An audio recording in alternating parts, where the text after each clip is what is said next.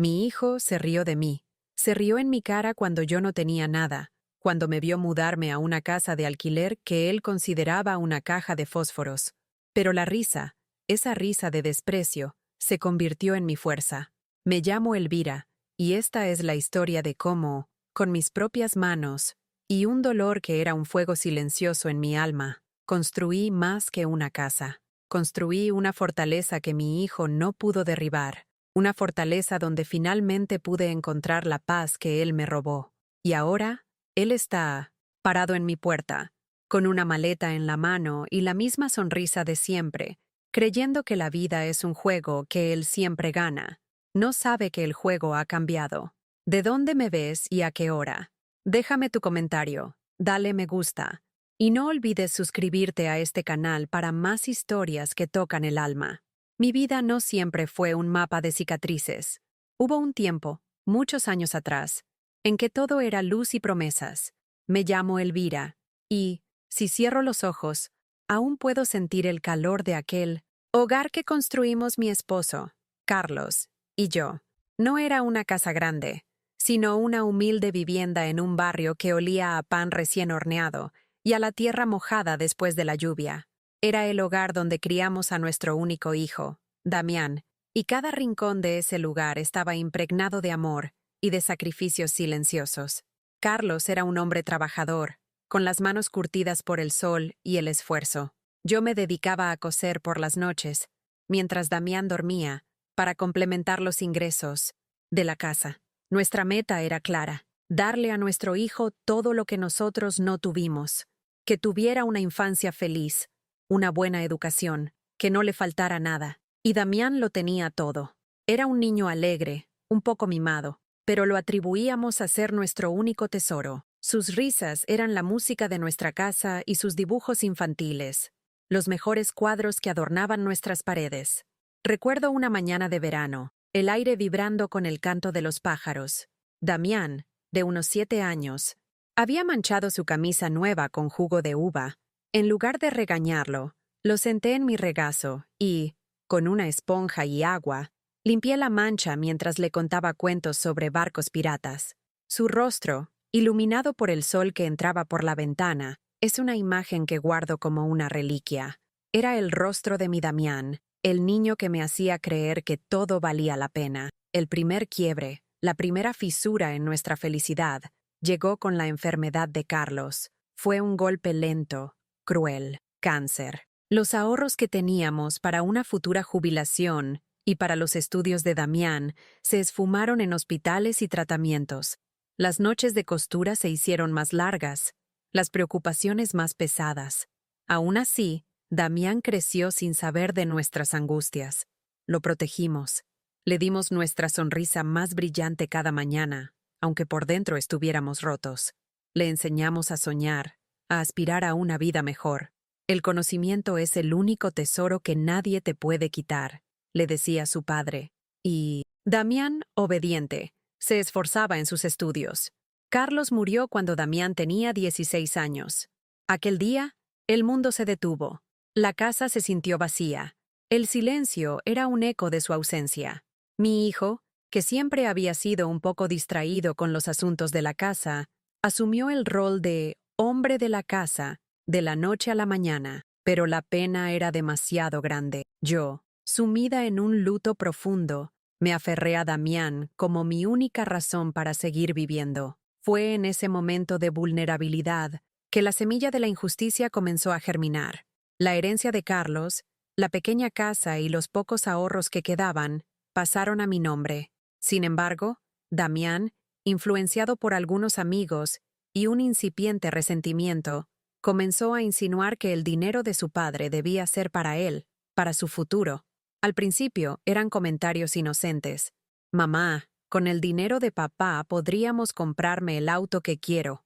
O, si vendiéramos esta casa vieja, podría pagarme la universidad que me gusta. Yo me negué. Le expliqué, con toda la paciencia de una madre que solo quiere lo mejor, que ese dinero era nuestro único respaldo, que mi pensión de viuda apenas alcanzaba para los gastos, que la casa era lo que nos quedaba de Carlos.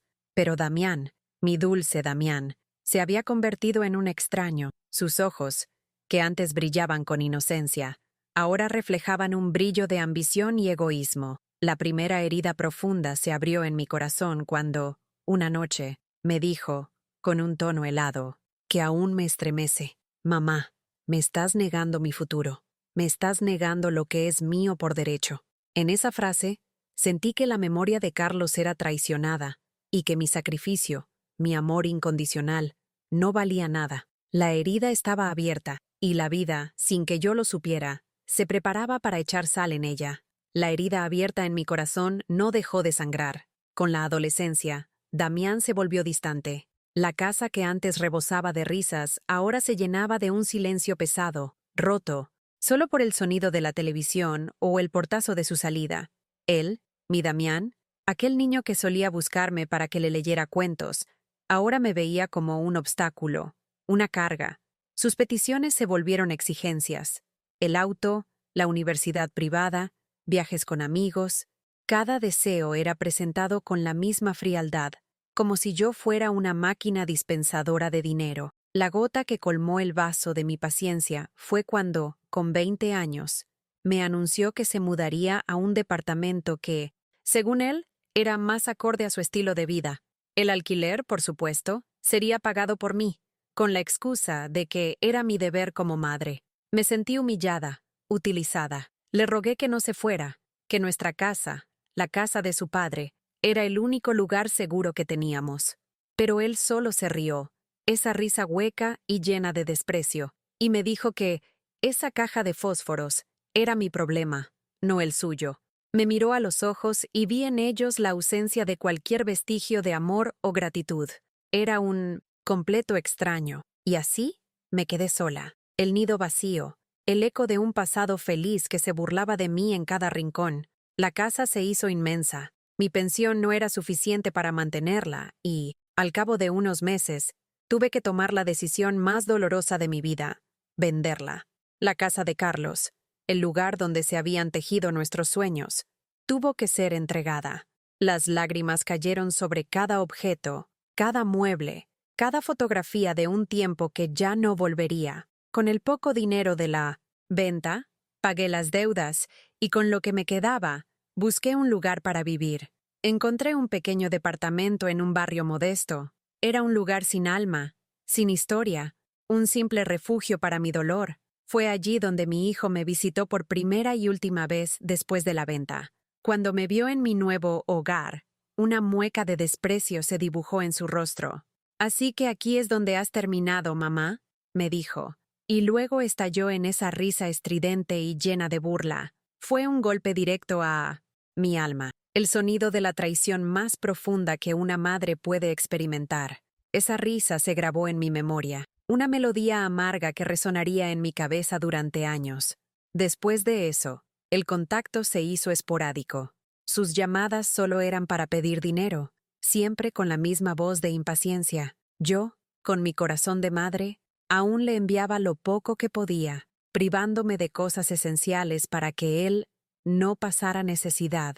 Me mentía, me manipulaba, me hacía sentir culpable. Si me hubieras dado el dinero de la casa, ahora no estaría en esta situación, solía decir.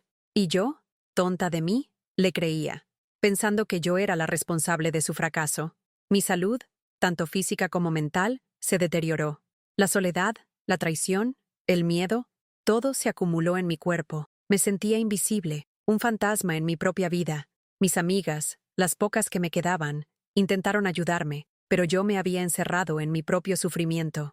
No quería que nadie viera la vergüenza de mi situación, de haber fallado como madre, porque en el fondo, creía que era mi culpa. Creía que si hubiera sido una madre mejor, más fuerte, Damián no se hubiera convertido en el hombre egoísta que era. Años pasaron así, en una rutina de soledad y pequeñas humillaciones. Mis días eran largos, mis noches, interminables. El único alivio era la televisión, la cual llenaba el silencio de mi pequeño departamento. Y un día, vi un documental sobre jardinería, sobre cómo, con paciencia y cuidado, una pequeña semilla puede crecer y florecer. Esa imagen se quedó grabada en mí. No lo sabía en ese momento, pero esa pequeña semilla plantaría una nueva esperanza en mi alma, una que me daría la fuerza para resurgir de las cenizas, una esperanza que me haría entender que no era yo quien había fallado, sino que Damián había elegido su propio camino, uno lleno de sombras y egoísmo, y que yo, Elvira, merecía una segunda oportunidad, merecía mi propia casa, mi propio jardín, y que, si me lo proponía, lo conseguiría. Mi vida era un ciclo de soledad y resignación. Me había convencido de que mi destino era vivir en aquel pequeño departamento, con el eco de la risa de mi hijo como mi única compañía. Pero una tarde, mientras limpiaba unos viejos baúles del rincón, encontré una caja de latón olvidada. Estaba escondida bajo una pila de sábanas viejas, y al abrirla, mi corazón se encogió. Dentro, encontré mis joyas de boda, algunos recuerdos de mi madre, y una carta. Era una carta de Carlos. La letra, un poco temblorosa, era inconfundible. La había escrito en los últimos meses de su vida. Me senté en el suelo, con la caja en mi regazo, y comencé a leer. La carta hablaba de su amor por mí, de sus miedos y de sus esperanzas para Damián. Pero había un párrafo que me hizo temblar, una revelación que cambió todo. Elvira, mi amor, hay algo que no pude decirte en voz alta. Damián, sé que es nuestro hijo, pero su ambición me preocupa. Sé que he sido un padre blando, y temo que la facilidad con la que ha tenido las cosas lo haga un hombre sin principios. Por eso, he tomado una decisión. El dinero de la venta de la casa y mis ahorros deben ser solo para ti. Elvira, mi amor, tú eres la fortaleza de esta familia. Te lo mereces todo. He dejado un documento en el estudio de mi abogado, el señor Valdés. Es un testamento que anula cualquier reclamo de Damián sobre nuestros bienes. Elvira, quiero que seas libre, que no dependas de nadie, que construyas una vida feliz y tranquila. No le digas nada a Damián, no hasta que sea el momento adecuado. Protege tu paz, mi amor. Es lo más valioso que tienes. Las palabras se emborronaron con mis lágrimas. No eran lágrimas de tristeza, sino de una mezcla de conmoción, ira y, por primera vez en años, de esperanza. Carlos no solo me había dejado una herencia, me había dejado una herramienta de liberación. Damián no solo me había robado la casa, me había robado mi paz. Se había burlado de mí con una risa que ahora resonaba como un eco de su propia traición. Me había hecho creer que yo era la responsable de su fracaso, cuando en realidad él había rechazado el plan que su padre había orquestado por amor. Al día siguiente, tomé la carta y fui al estudio del señor Valdés. Era un hombre anciano, con una mirada amable. Cuando me vio, sus ojos se llenaron de tristeza.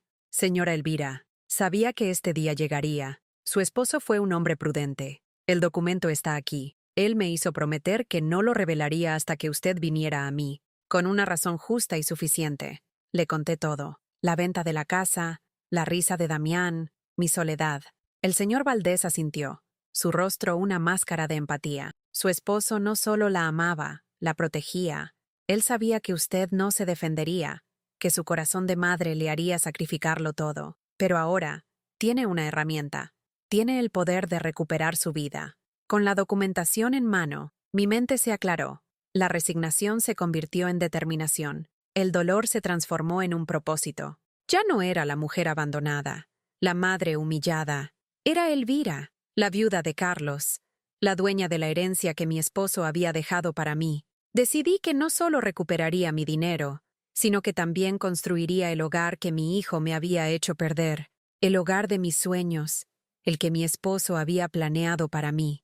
Compré un terreno en las afueras de la ciudad, un lugar con un pequeño arroyo y un árbol grande que me recordaba a mi infancia, y allí, con mis propias manos, y el dinero que me correspondía, comencé a construir mi casa, ladrillo a ladrillo, sueño a sueño. Pasaron meses. Damián me llamó varias veces, pidiendo dinero, y yo, en lugar de enviarlo, le respondía con evasivas. Él no sospechaba nada. Creía que yo seguía en aquel departamento sin alma, una sombra de lo que fui. No sabía que el ave fénix estaba renaciendo de sus cenizas. No sabía que estaba a punto de recuperar mi vida, y que la risa de su burla se convertiría en la risa de su derrota. El momento del enfrentamiento se acercaba, y yo, Por primera vez en mucho tiempo, estaba lista. El día llegó. Damián, después de meses de silencio, apareció en la puerta de mi nuevo hogar. No sabía que era mi casa. Supe que venía porque un vecino me avisó. Lo vi desde la ventana, con su semblante de siempre, altivo y arrogante. Traía una maleta en la mano, un gesto que me heló la sangre. Entró por la puerta del jardín, que había dejado abierta a propósito, y se detuvo en el umbral. Sus ojos recorrieron la casa, las paredes pintadas de un blanco puro, el suelo de madera reluciente, el jardín lleno de flores. «¿Mamá?», dijo, con una voz que pretendía ser de sorpresa, pero que yo sabía que era de ambición. «¿Qué haces aquí? ¿De quién es esta casa?» «Es mía, Damián», respondí, con una calma que lo desarmó. Él se rió, una risa forzada, incrédula. «¿Tuya? ¿Qué dices? ¿Cómo podría ser tuya? Tú, que te la pasas pidiendo dinero. Esto es una locura». «No es una locura, Damián. Es la verdad. Esta casa es mía. La construí con el dinero de tu padre, el dinero que me correspondía por derecho». Su rostro palideció. La maleta que llevaba en la mano cayó al suelo con un ruido sordo. Por primera vez en años, vi en sus ojos una emoción que no era egoísmo, era miedo. ¿De qué hablas, mamá? El dinero de papá se gastó. Lo vendiste todo para pagar deudas. No, Damián, no todo. Tu padre, sabiendo lo que ibas a hacer, me dejó un testamento, un documento que me daba derecho a todo. Me lo dio a mí, no a ti. Me dio la oportunidad de empezar de nuevo. La oportunidad que tú me negaste. Las palabras, que salieron de mi boca con una fuerza que yo no creía tener, lo hirieron. Se quedó sin palabras. El silencio se hizo dueño de la escena. Él, que siempre tenía una respuesta, una excusa, no tenía nada. Se sentó en el sofá, como un niño regañado, y me miró con los ojos llenos de lágrimas. «Mamá, yo no sabía». «Sí, lo sabías. Sabías que no era justo. Sabías que me estabas haciendo daño. Y te reíste de mí. Te reíste en mi cara. ¿Sabes lo que se siente, Damián? ¿Saber que la persona a la que has dado todo te ve como un chiste?» Él no respondió. Las lágrimas corrían por sus mejillas. No sé si eran de arrepentimiento o de rabia por haber sido descubierto, pero no me importó. Ya no era la mujer que se doblegaba ante sus humillaciones. Era la mujer que había construido su propio refugio. «Te dejo una oportunidad, Damián», le dije, con una voz más suave, pero igual de firme. «Puedes irte y no volver. Nunca más. O puedes quedarte y aprender a respetar. Aprender que el amor de una madre no es un cheque en blanco. Aprender que el esfuerzo y el sacrificio son los verdaderos tesoros». La elección era suya. Lo miré a los ojos y supe que, por primera vez, estaba viendo a la mujer que realmente era, una superviviente. Lo vi levantarse, tomar su maleta y caminar hacia la puerta. Pero antes de irse, se detuvo, me miró a los ojos y me dijo, con una voz que apenas pude escuchar: «Mamá, lo siento». Fue un momento de catarsis. No solo para mí, sino para él. El peso de años de traición y dolor se disolvió en el aire. Sabía que no sería fácil perdonar, pero también sabía que, por primera vez, él estaba empezando a entender que el verdadero hogar no es una casa, sino un corazón. Después de ese día, Damián no volvió a ser el mismo. No se mudó a mi casa, ni lo hubiera permitido, pero algo en él había cambiado. Las llamadas ya no eran para pedir dinero, sino para preguntar cómo estaba. Las conversaciones ya no eran superficiales, sino que tenían una honestidad que nunca antes habíamos compartido. Me contó de sus errores, de su arrepentimiento, del vacío que había sentido al perseguir un sueño que no era suyo, sino una versión distorsionada de la ambición. Yo, por mi parte, no lo perdoné de inmediato. Le di tiempo. Le di la oportunidad de demostrar que su arrepentimiento era genuino, y así fue. Con el tiempo, Damián se convirtió en un hombre diferente. Encontró un trabajo, se casó con una mujer maravillosa, y juntos construyeron su propia vida. Una vida basada en el esfuerzo y la honestidad, no en la codicia.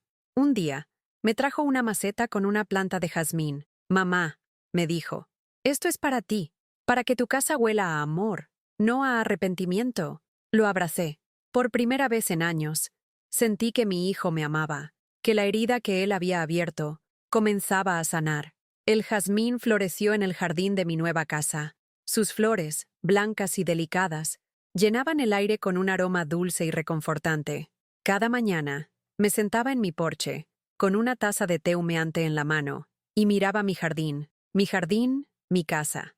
El hogar que yo, Elvira, había construido con mis propias manos y mi propio dolor. La vista desde mi ventana era de paz. El arroyo, el árbol grande, las flores, todo era un reflejo de mi propia alma, una que había sido abandonada, pero que había florecido de nuevo. Aprendí que el abandono de un hijo no es el final de la vida, de una madre.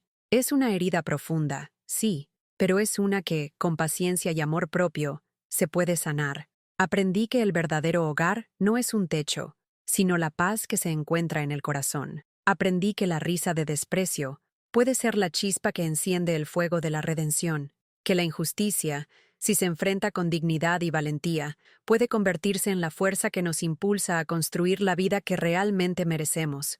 Ahora, cuando miro mi jardín, no veo las flores que planté. Veo la mujer que fui, la que fui abandonada y humillada. Y veo la mujer que soy ahora, una mujer fuerte, libre y en paz. Y sé que, aunque mi hijo me hizo sufrir, también me enseñó la lección más importante de todas, que la felicidad no se pide, se construye, con amor, con paciencia y con un corazón que, a pesar de las heridas, se niega a dejar de florecer. Si mi historia te ha tocado el alma, si te ha hecho reflexionar, déjame tu comentario, dale un me gusta y comparte este video con alguien que necesite un poco de esperanza. No olvides suscribirte a este canal para más historias de vida. Gracias por acompañarme en este viaje. Hasta la próxima.